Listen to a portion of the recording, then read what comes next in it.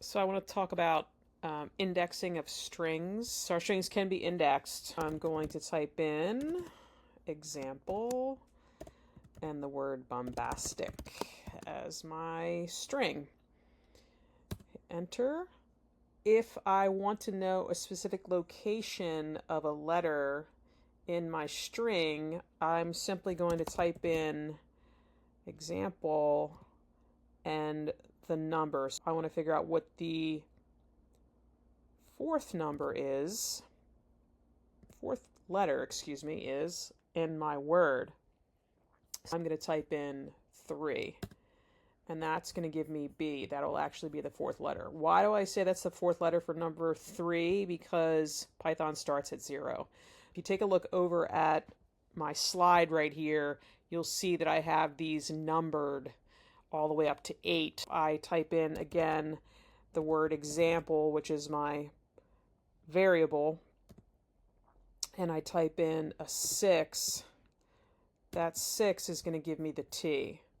Remember, we start from 0, so that is actually, the T is actually the 7th letter in my word, not the 6th, but is the 6th position. Another trick to know is that if I need to figure out what the last letter is in that string, I can type in a -1, and it's going to give me the last letter. I could do either 8 or -1 in this case. Usually I use the -1 if I don't know the count.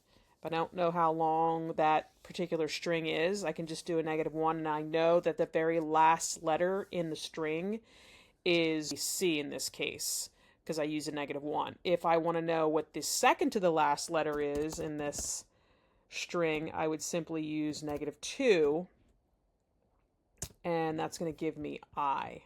That's the way to do it forward and backwards, essentially.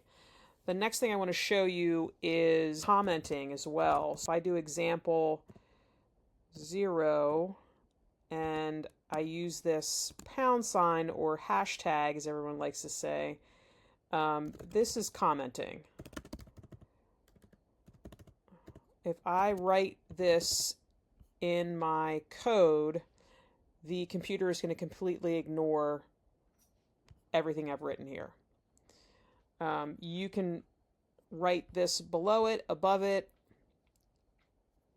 and it's not going to be, it's just going to be completely ignored by the computer. I would highly recommend that you comment your coding. It is a lot easier for people to understand what's happening in a particular program the more that you comment.